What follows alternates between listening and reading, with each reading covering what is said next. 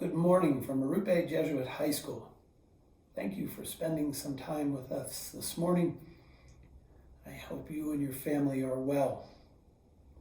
It's senior week here at Arrupe, and though the reality of COVID-19 keeps our seniors distant from the building, they are close to our hearts this week. Many of you have seen some of the numbers recently published that speak to the remarkable success of these seniors. 100 graduating seniors, our largest class ever. Together, they have earned nearly $16 million in merit-based scholarships. They'll be attending 18 different colleges and universities, 98% of which are four-year schools. We have 5 Daniel Scholars, 9 seniors who have earned the Arrupe Regis University Scholarship. Our seniors have won the Cristo Rey Scholarship at Loyola Chicago and at Santa Clara. We'll have students attending Boston College and Holy Cross. And we have a young lady who early in her high school career told us that Dartmouth was her dream school. And that's where she'll be studying this fall. Through the work of Arrupe, we care for young people. We remind them each day of their dignity. We talk with them about their value and how much the community needs the talents that God has given to them. And through all that work, we build a community. It is the community that each of you has been drawn to over the years.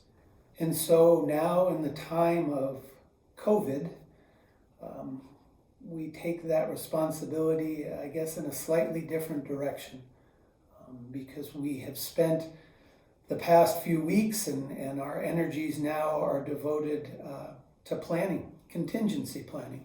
What does Arrupe look like in the summer and in the fall? This great mission that is rooted in community, that has produced such success in our seniors, has brought another 122 some odd youngsters to our freshman class.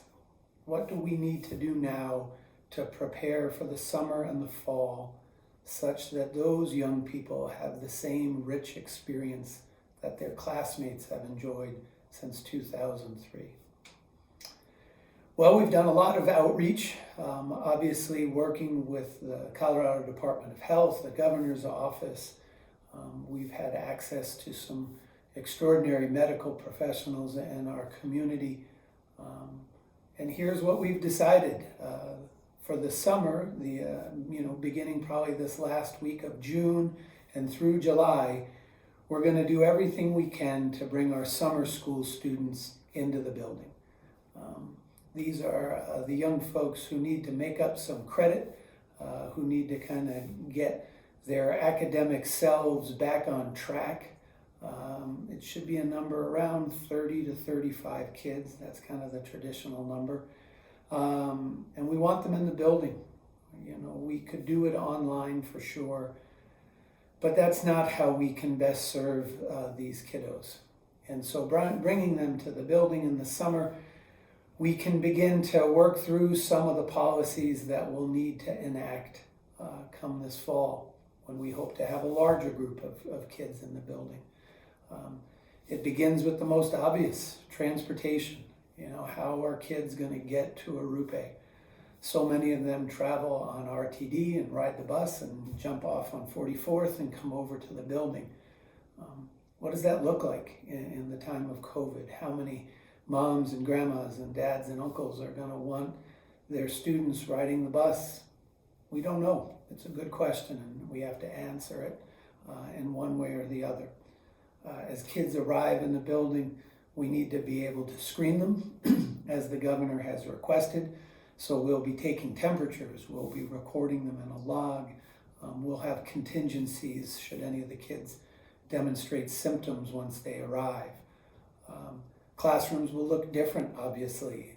We can't have any more than 10 people in any given classroom, so we'll have to separate kids 6 feet between and among them. Obviously want to keep our faculty and staff safe at the same time. So The wearing of masks is a necessity, obviously, but do all the kids have access to the mask? And how do we provide them? And if they're cloth masks, who's cleaning them, and how do we do that?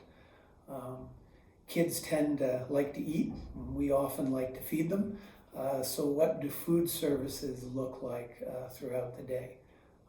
When our students move from one space in the building to the next, who's coming in to disinfect that space and make sure that it's safe for the next group? We have a plan, but how is it going to work, and what does the timing look like? These are all great questions, and so we're hoping that the summer affords us the opportunity to answer many of them.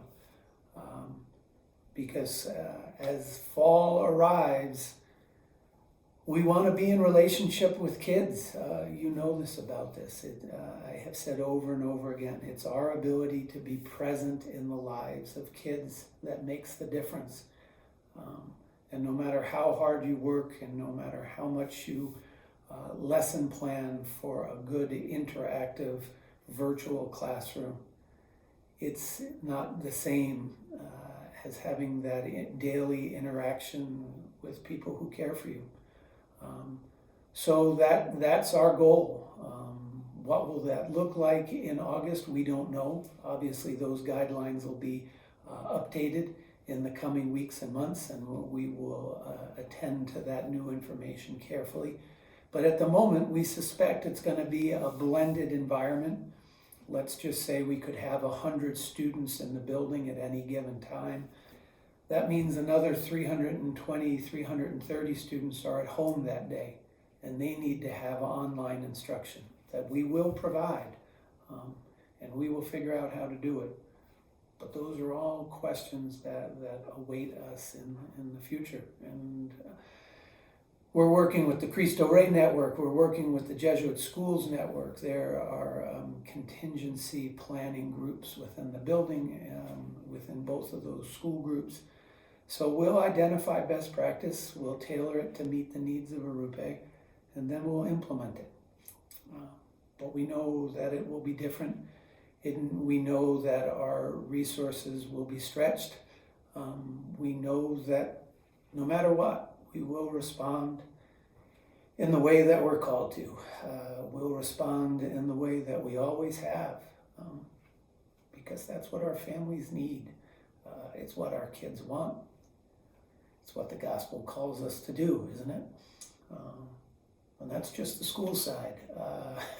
You start to think about work study and take all those questions that we're working through on a school level and then multiply them by 130. Rick Ninneman, Eve Vaccaro, their staff have done an extraordinary job of being in close personal contact with all our partners in work study. Phone calls, conversations. The kids have written beautiful, powerful letters thanking supervisors for their work, asking them how they're doing, making themselves available to work remotely if that's helpful. But we know this from our partners. They're asking almost all of the same questions that we are asking. How can they bring people back to the workplace? How can they do that safely? What are the distancing requirements? What are the medical requirements that they might need? Transportation, obviously, such a huge component of this. Were we to get the students in the building and there are companies opened, how do we get them there? What is the social distancing requirements of a Honda van? The students that we normally drop off at Union Station and who ride light rail down to the DTC, how do we facilitate that safe travel moving forward? They're important questions. They need to be answered, and we will answer them. But it's the work of the coming days and weeks of months. And so it's just a chance for me to share with you this update, to let you know the questions that we are working through. My great thanks to the Board of Trustees, to the Work Study Board, all of whom have been a great asset in this challenging time. The executive committee, the finance committee, philanthropy committee have provided great counsel, extraordinary support. It's their influence, not just in this time of COVID, but their influence since the day we opened that have prepared us to meet this challenge.